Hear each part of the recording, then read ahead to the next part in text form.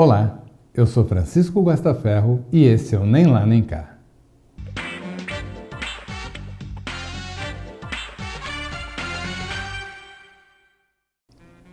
AI5, duas vogais e um número, mas também a lembrança de tempos difíceis, de um erro histórico e, mais recentemente, da pregação de quem não sabe o que diz. Muito se fala sobre o auto institucional número 5, alguns até ousam pedir a sua volta, mas poucos sabem exatamente do que estão falando.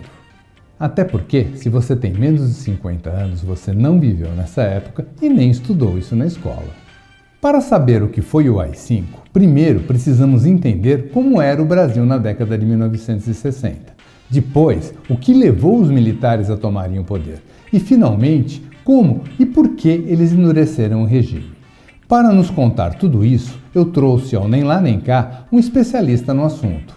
O publicitário, jornalista, editor, acadêmico e escritor Eduardo Diebe, que acaba de lançar um livro onde ele conta tudo sobre o assunto.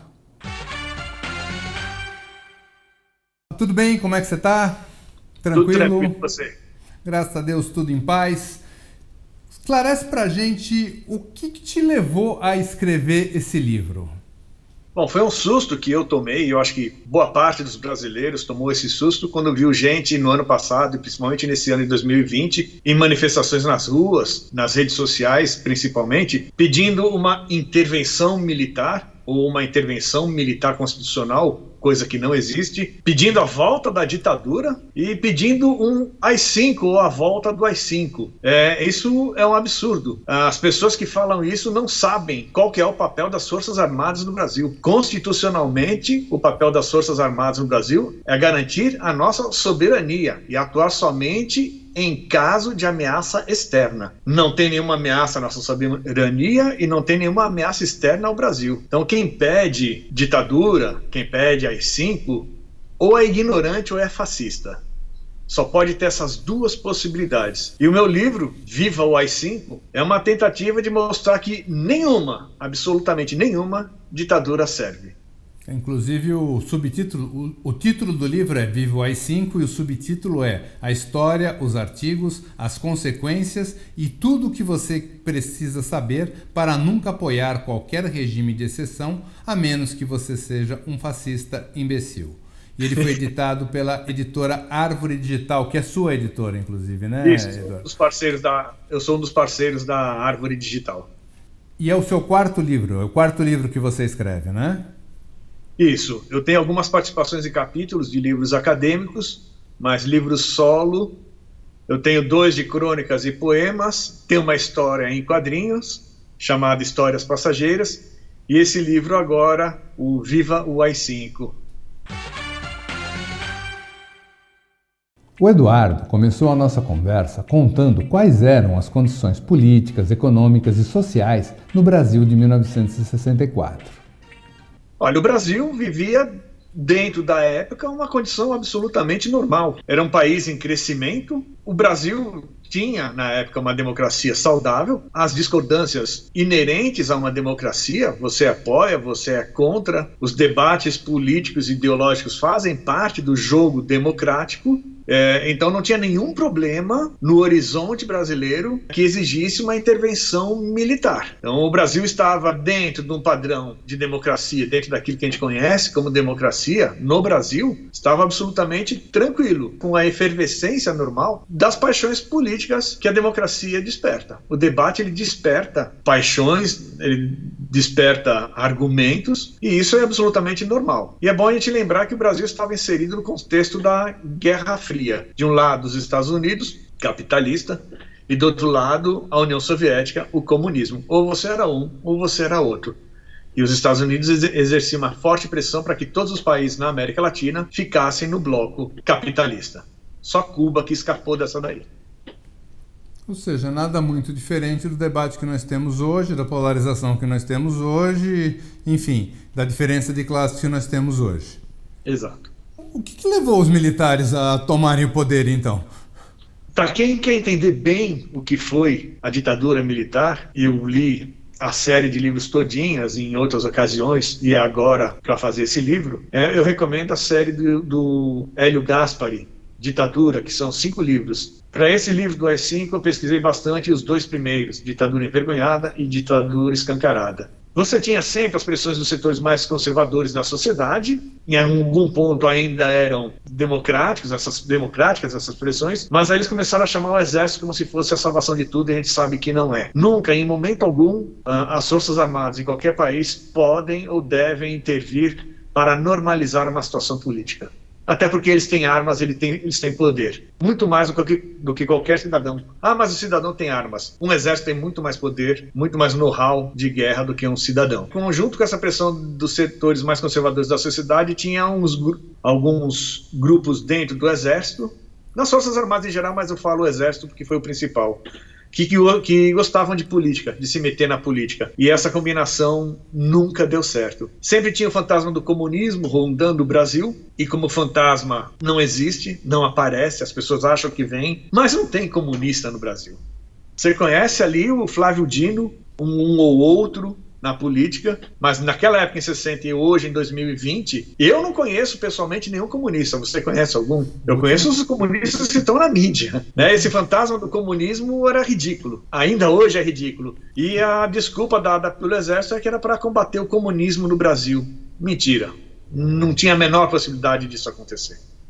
Existiu uma guerrilha depois, comunista, do PCdoB, mas a guerrilha só aconteceu porque tinha uma revolução em andamento. Aí, depois de tomarem o poder na marra, os militares passam a governar através de atos institucionais e atos complementares. Explica pra gente o que são esses atos institucionais e o que são esses atos complementares.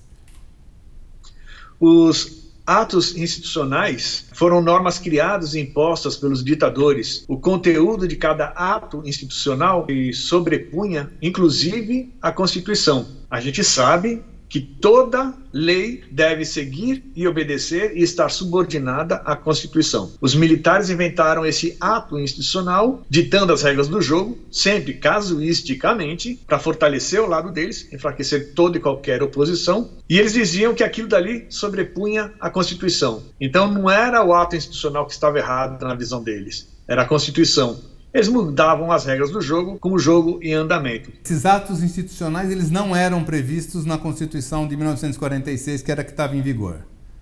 Não eram previstos de modo algum. Foi uma invenção dos militares. Eles fizeram um primeiro ato institucional, gostaram, vamos dizer assim, da ideia, da facilidade que aquilo dava a eles, e começaram a publicar 17 atos institucionais durante todo o período da ditadura. Tanto que o primeiro ato institucional não foi numerado, ele é o ato institucional. Logo depois fizeram um segundo, aí começaram a numerar dali para frente. Esse ato institucional, ele dava uma aparência de normalidade e de legalidade aos golpistas. Só uma aparência, porque não era. Eles partiam de um pressuposto que aquilo que eles falavam estava acima da Constituição. Para resolver juridicamente problemas que surgiam advindos desse ato institucional, os militares divulgaram 104 atos complementares, que tratavam de minúcias, de detalhes, que ordenavam aquilo que tinha sido imposto pelo AI-5. E se algo estava em conflito entre o ato institucional e a Constituição, o ato complementar ajeitava a situação para que valesse ou para que regulasse tudo aquilo que emanava do ato institucional em detrimento da Constituição. Então eles se cercavam de todo e qualquer lado para evitar problema para eles. Mas por que, em meio aos 17 atos institucionais, o número 5 se tornou mais famoso? Foi com a AI-5 que a ditadura se assumiu como ditadura, apesar dela se chamar de revolução. Na leitura do texto do livro, tem a íntegra original do AI-5, e eles falam que a revolução tem que lutar permanentemente para ser eterna, para ser permanente, e é que a gente vivia uma guerra subversiva no Brasil. Não tinha guerra subversiva nenhuma. Quem causava problema eram os militares que ocuparam ilegalmente o poder. O AI-5 deu poderes absolutos ao presidente da República. E a pessoa que ocupasse a presidência da República teria poder absoluto. A voz dele era a lei. Quem faz isso é ditador. Ela se assumiu indiretamente como uma ditadura. A partir do AI-5, a ditadura se escancarou. Ela mostrou que realmente era uma ditadura, que era violenta, que era arbitrária e que só valia a voz do dono do poder. ou daquele núcleo de pessoas em volta do dono do poder, no caso, personalizado na presidência da República. O AI-5 institucionalizou a censura. Já existia antes no Brasil, infelizmente, mas foi institucionalizada. A partir dali valia tudo, absolutamente tudo, para censurar qualquer opinião contrária. O AI-5 também liberou as forças policiais e as forças de repressão em todo o Brasil para combater, reprimir e destruir quem quer que fosse oposição ou quem o governo achasse que fosse oposição, que fosse subversivo. Eles estavam isentos de julgamento. Quem os militares achassem que era oposição se encontraria em maus lençóis.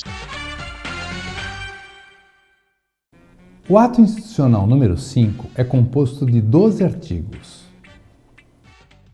O artigo 1 decreta que a Constituição Federal e as estaduais são alteradas pelas resoluções do AI-5.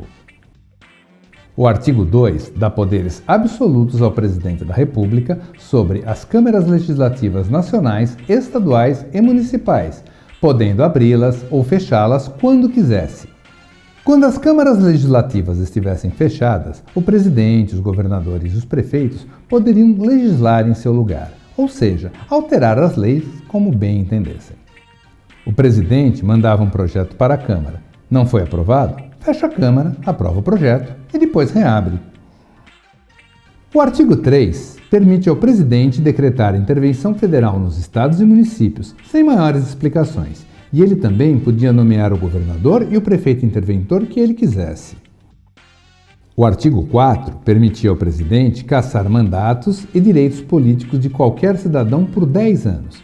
E quando isso acontecia, com um senador, deputado ou vereador, nenhum suplente assumia a vaga. O artigo 5 diz que a pessoa que perdesse os direitos políticos, além de não poder participar da vida pública nacional, também seria vigiada e não poderia recorrer à justiça para estabelecer os seus direitos de cidadão. O artigo 6 dava ao governo o direito de demitir, transferir ou aposentar qualquer agente público, seja ele juiz, militar ou funcionário de carreira do governo, que se opusesse ao regime. O artigo 7 permitia ao presidente decretar estado de sítio sempre que quisesse. O artigo 8 dava ao presidente da República o poder de confiscar todos os bens de qualquer pessoa que fosse suspeita de corrupção. O artigo 9 estabeleceu a censura no país e deu poderes para o presidente decretar atos institucionais ou complementares sempre que ele achasse necessário. Além disso, suspendeu a liberdade de reunião e associação, ou seja, passeata defendendo alguma coisa, nem pensar. O artigo 10 acabou com o habeas corpus. Foi preso? Fica na cadeia até ser julgado. O artigo 11 deu imunidade total a qualquer pessoa que aplicasse o que está escrito no AI-5. Ou seja, ninguém podia ser responsabilizado, denunciado ou processado por qualquer abuso de poder cometido em nome do regime. O artigo 12 anunciava ao Brasil e ao mundo que, a partir daquele dia, o AI-5 estava em vigor e que, através dele, o presidente da República governaria com amplos poderes.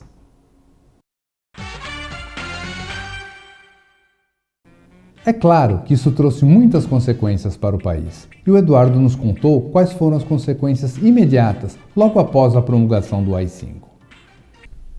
De imediato, a gente teve uma cassação muito pesada em cima de deputados, senadores da oposição, leia-se o MDB, que era o único partido de oposição que existia. Ele fazia ou tentava fazer oposição democrática à Arena, que era o partido do governo, mas as cassações, além de atingir os políticos do MDB, atingiram também o Carlos Lacerda, por exemplo, que foi um civil, governador do Rio de Janeiro, e era a favor da ditadura do golpe de 64. Quer dizer, ele também foi Agora captado. Esse MDB de 50 anos atrás não tem nada a ver com o MDB de hoje, ou tem? Não, só tem as letras e o nome, porque o espírito da coisa já sumiu faz tempo. Eu acho que morreu com Ulisses Guimarães, naquele acidente. O AI-5 também instaurou um clima de medo no Brasil. E um medo real, não um medo imaginário. Imagina você no posto de gasolina, na mesa do bar, faz um comentário, num cafezinho com um amigo, e alguém da ditadura ouve você fazendo esse comentário contra o governo. Você estava em maus lençóis. E o AI-5 ele dava direito a arbitrariedades. Ele deixava a polícia, os órgãos de repressão, cometendo violências, torturas, mortes, levou muita gente ao exílio. Nós tivemos uma fuga de cérebros e artistas, professores da USP, da PUC, de várias universidades, da Universidade Federal do Rio de Janeiro, em Manguinhos. O Brasil ficou muito atrasado na produção intelectual por conta de cassações e arbitrariedades da ditadura em cima da nossa ala intelectual também. E as consequências daquele ato se estenderam por muitos anos e ecoam até hoje. Quando teve o golpe de 64, uma ala dos militares gostaria de ajeitar a casa, é assim que está expresso no livro do Hélio Gaspari, e devolver rapidamente o poder aos civis com uma eleição direta para presidente. Como a gente sabe, quem ganhou essa discussão foi o núcleo duro da ditadura, os radicais das Forças Armadas, e eles fizeram com que as eleições não acontecessem. Quando acontecessem, deveria facilitar a vida da Arena, e muitas vezes a Arena perdia a eleição, e outros atos institucionais eram implantados, e a gente teve os governadores biônicos, senadores biônicos, invenções para diminuir a chance da oposição. E o que eram os governadores biônicos, os senadores biônicos? Explica para o pessoal que tem gente que está assistindo esse vídeo e tem 30 anos de idade. Ok, vamos lá.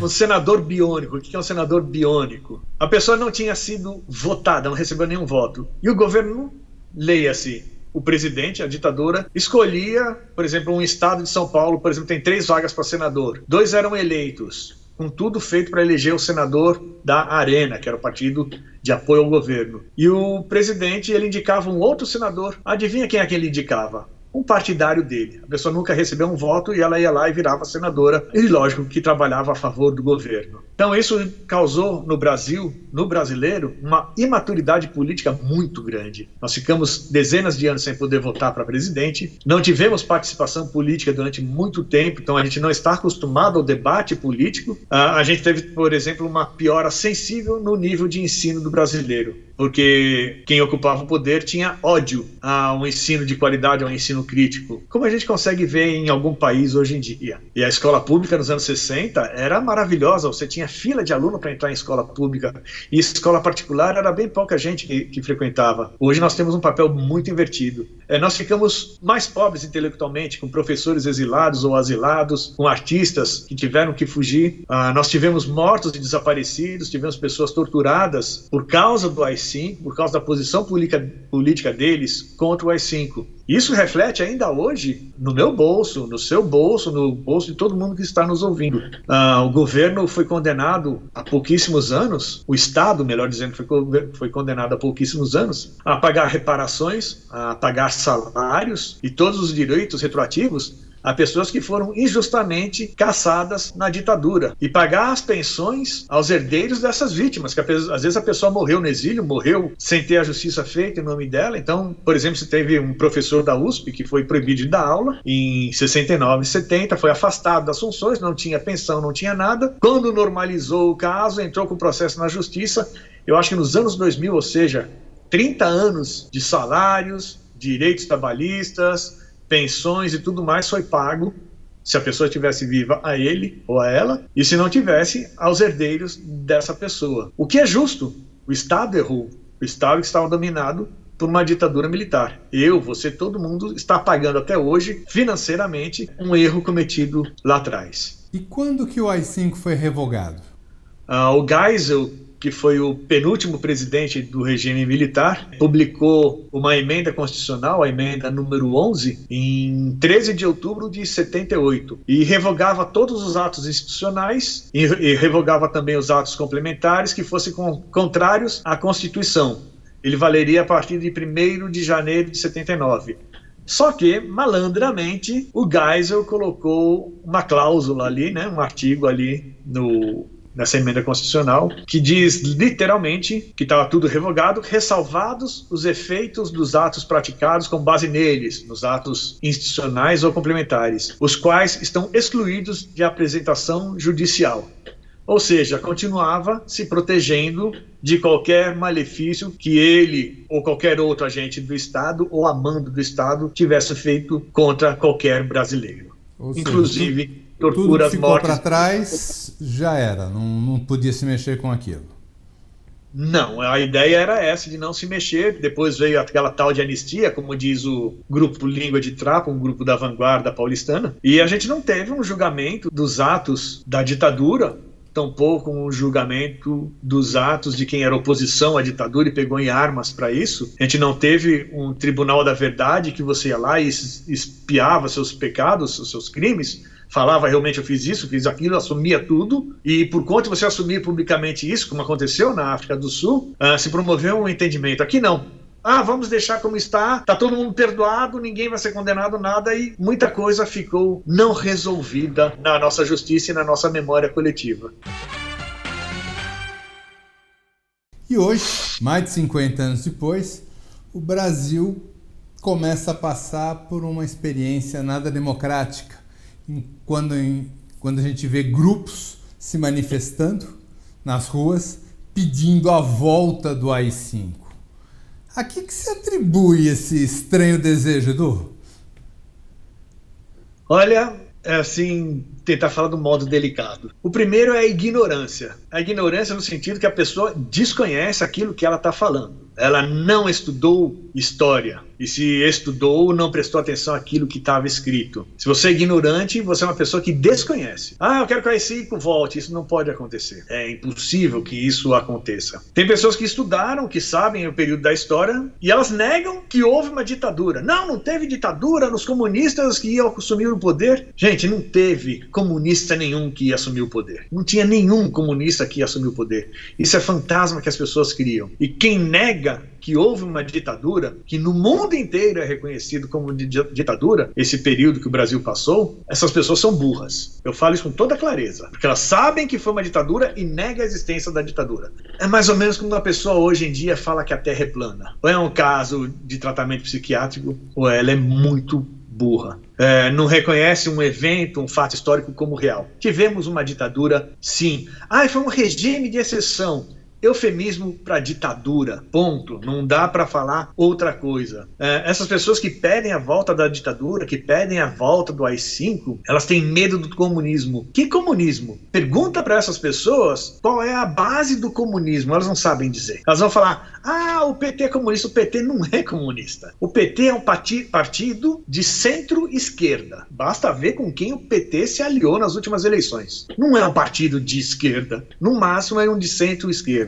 As pessoas têm medo do comunismo. Eu tenho medo da ignorância dessas pessoas que não sabem o que é o comunismo. Me cita um caso que o Estado brasileiro implantou durante os governos do PT, do FHC, uma lei comunista, alguma fazenda expropriada, algum banco expropriado, alguma indústria expropriada. Não teve nada disso. É a ignorância mesmo das pessoas. Eu até acredito que algumas pessoas gostam da ditadura, gostam do regime rígido, monopartidário. É uma opção política dela. Não importa se é uma opção de esquerda ou de direita.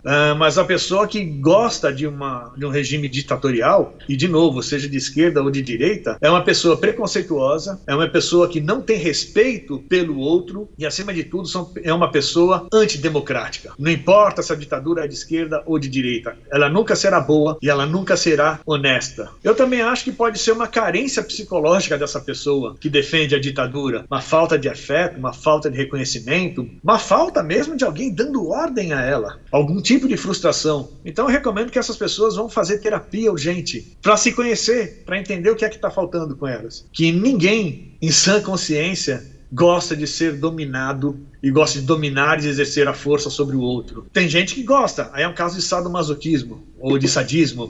Eu garanto que a população brasileira, 99,9% da população, não gosta disso não. Hoje a gente vê, inclusive, alguns integrantes do governo, que vez ou outra, eles citam o AI-5 como uma possível solução para os problemas do país. Muitos veem esse tipo de comentário como um blefe. Você acredita que a nossa democracia está sofrendo algum ataque ou está correndo algum risco por causa desse tipo de comentário? Eu acredito que qualquer integrante de qualquer governo municipal, estadual ou federal que está no poder e que fale que vai apoiar uma ditadura, que precisa de um novo AI-5, essa pessoa tem que ser demitida na hora. Não um dia ou dois depois, é na hora. rua com essa pessoa. Em primeiro lugar, porque ela está falando contra a democracia numa posição de poder. Quem está no governo tem poder sobre todos nós. Então, o presidente deveria demitir qualquer pessoa que falasse isso na esfera federal na hora. Pessoas que ocupam cargo de comando no governo ou em qualquer estrutura do governo. A mesma coisa o governador, a mesma coisa um prefeito. Esses dias nós tivemos a demissão de um alto escalão da PM aqui em São Paulo, salvo engano foi em São Paulo, porque falou contra a democracia e apoiava uma ditadura. É o mínimo que se pede da pessoa. Você não pode aceitar que alguém em posição de poder fale isso. Pedir o AI-5 nem como blefe, jamais. Em ponto algum. A gente sabe que aquela pessoa ou é mentirosa ou ela tem um viés ditatorial e ela jamais poderia estar numa posição de governo. Nunca, jamais, em tempo algum, uma pessoa ocupando um cargo público não eletivo pode falar isso. E por que eu ressalto o não eletivo? Porque o parlamentar, ele pode e deve falar aquilo que ele pensa, para que todos saibamos qual que é a bandeira política, qual é a ideologia que aquela pessoa tem. E se ela foi lá eleita falando que vai fazer e acontecer em determinado assunto, a gente já sabe qual que é a dela. É a regra do jogo. Quais problemas um novo AI-5, uma nova ditadura resolveria no Brasil? Nenhum problema. Pelo contrário, criaria inúmeros problemas. O Brasil seria varrido, mais do que já está sendo agora, de entidades e tratados internacionais. O Brasil perderia bilhões e bilhões de dólares se transformar numa ditadura. Seríamos expulsos do Mercosul, acordos com o Canadá, Estados Unidos, Alemanha, Japão, França e Inglaterra, toda a comunidade europeia seriam anulados, porque prevém a cláusula da democracia. Então, trairia muito mais problemas do que resolveria algum problema que, de novo, não existe. Não tem problema institucional nenhum no Brasil. Quem tenta criar problema hoje é quem está no poder, que não está acostumado com a democracia. O risco para a democracia que a gente tem é a incapacidade desse governo em lidar com o jogo democrático, onde as forças pró e contra ele se manifestam dentro de certos limites aceitos no jogo, na regra democrática. A intolerância hoje só parte daqueles poucos e barulhentos saudosos da ditadura militar. Vamos ser bem claros. O protesto contra a manifestação a favor do governo no parlamento é absolutamente normal. Nas ruas, absolutamente normal. É no debate, é no diálogo, com uma certa paixão, as coisas se resolvem. Ou ficam bem marcadas quem é quem. Se você é um parlamentar que quer falar a favor da ditadura, que fale. Se você é meu amigo, ou era meu amigo no caso, e fala que você é a favor de uma ditadura, de qualquer lado, na minha mesa você não senta. A minha mão você não vai apertar. O meu respeito você não vai ter. E se for uma pessoa se candidatando a algum cargo, o meu voto você nunca vai ter. É bom que as pessoas se mostrem como são, principalmente racistas e fascistas. Eu sou um democrata radical. Eu acho que racista e fascista tem que falar o que sente, para que você veja que tipo de pessoa é aquela. E sabendo que tipo de pessoa é aquela, que essas pessoas, na minha opinião, devem ser afastadas da convivência da sociedade saudável. Elas devem ser jogadas na lata de lixo da história. Você sabendo quem é, você não vai conviver com essas pessoas. Você sabendo quem é fascista, quem é racista, quem é preconceituoso, você não vai convidar essa pessoa para sua casa. A menos que você seja um. Você escreveu um livro que se chama Viva o AI-5. Por que esse título? Eu sou publicitário. E publicitário adora chamar a atenção. Eu sou redator publicitário. E a gente tem que criar títulos que chamem a atenção. Quando você vê a capa verde e amarela do livro Viva o AI-5, já dá um choque, chama a atenção. E leva à leitura do subtítulo, que é um pouquinho longo, mas é bacana. Nesse livro, eu mostro como foi a vida do brasileiro no AI-5. Eu explico rapidamente a situação do Brasil na deposição do João Goulart, o golpe que derrubou o João Goulart, o começo do governo da ditadura e já foco no AI-5. E aí eu detalho, ponto a ponto, cada um dos artigos do AI-5. Ou seja, não é viva, vírgula, o AI-5. Faltou a vírgula. É viva o AI-5. Faltou viva o detalhe da vírgula. É vivencie o que aconteceu no momento do AI-5. Isso. No último capítulo do livro, eu dou exemplos comprovados, pesquisados em fontes fiéis, em fontes verdadeiras, inclusive em sites do governo. Então eu não cito a tia do WhatsApp, eu não cito a pessoa que faz opinião no Facebook, e eu não cito também o vozes na minha cabeça. O que eu cito são fatos reconhecidos e referendados como verdadeiros. a tortura, a censura, o exílio, cassações. Eu coloco várias e várias fontes. Eu cito gente graúda. Eu não cito aquele escritor, aquele autor, aquele pesquisador sem relevância, que podem até estar certo nas análises que eles fizeram, nas provas que eles reuniram. Mas eu usei provas apresentadas em tribunais bancados pelo governo federal. O livro está realmente muito bem documentado. Está bem documentado. Então eu quero que a pessoa viva o AI-5 no último capítulo, para ela saber como que era difícil, como era horrendo viver naquela época. Uhum. Perfeito. E me diz uma coisa, ao invés de vender o livro, você resolveu distribuí-lo gratuitamente em formato de e-book. Por que dessa decisão?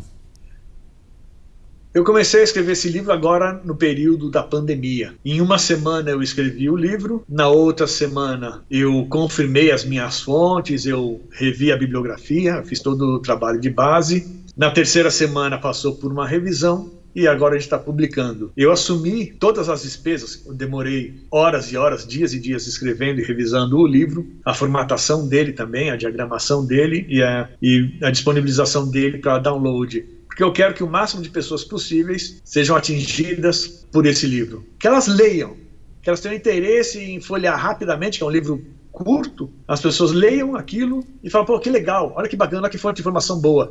E passe para outras pessoas. E eu quero principalmente que chegue naqueles que defendem, por qualquer motivo, a ditadura ou um AI-5. E no livro eu explico porque o AI-5 nunca mais vai voltar. Porque foi extinto, teria que lançar novos atos institucionais e renumerá-los e casualmente entrar um novo número 5.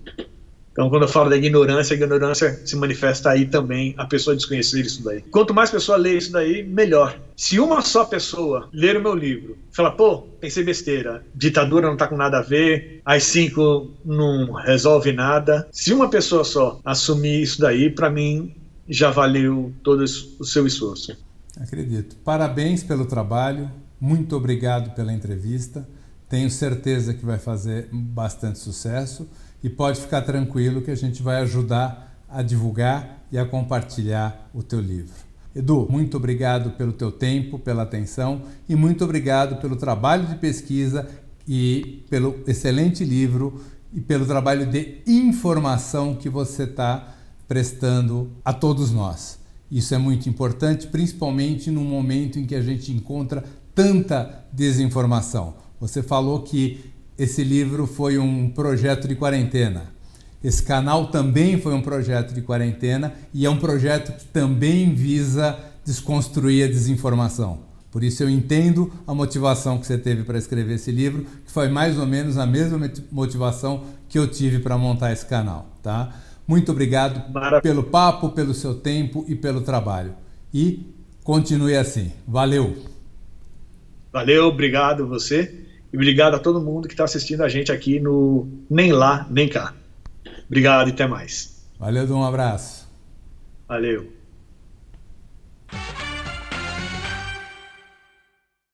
O link para baixar gratuitamente o livro Viva o AI-5 de Eduardo Diebe está na descrição desse vídeo. Viu como a informação clareia a mente das pessoas? Agora que você ouviu tudo que o Eduardo Diebe nos contou e com certeza vai baixar e ler o livro dele, da próxima vez que alguém disser que quer a volta do AI-5, você já sabe o que dizer. E se a pessoa não se convencer, manda junto com o link desse vídeo o livro do Diebe para ela. Afinal, como diz o subtítulo do livro, você não é fascista nem imbecil, né? E aí, gostou do que viu? Então deixa aqui seu comentário, aproveita e assina o canal, ative as notificações, curta o vídeo e compartilhe com quem vale a pena. Nos vemos no próximo vídeo.